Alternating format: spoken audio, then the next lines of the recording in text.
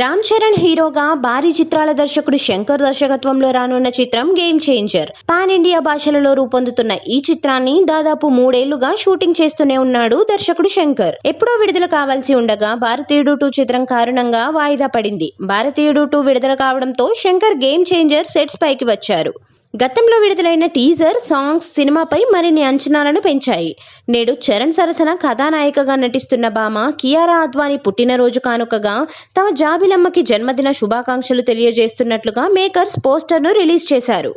ఇంద్రధనుస్సులోని రంగులను పొందుపరిచిన పొడవాటి డ్రెస్ ధరించిన కియారా అద్వానీ వెనుక నిర్మించిన భారీ సెట్స్ మధ్య కుందనపు బొమ్మలాగా యథా అందాలతో అతి సుందరంగా మెరిసిపోతోందని చెప్పాలి.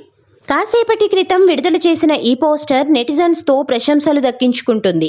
ప్రస్తుతం ఈ పోస్టర్ సోషల్ మీడియాలో హల్చల్ చేస్తోంది. త్వరలోనే ఈ చిత్ర షూటింగ్ తిరిగి స్టార్ట్ కానుందని తెలుస్తోంది. రామ్ చరణ్ కు సంబంధించి 10 రోజుల షూటింగ్ బ్యాలెన్స్ పూర్తి చేసి సెకండ్ సింగిల్ ను కూడా వీలైనంత త్వరగా రిలీజ్ చేస్తారని యూనిట్ టాక్.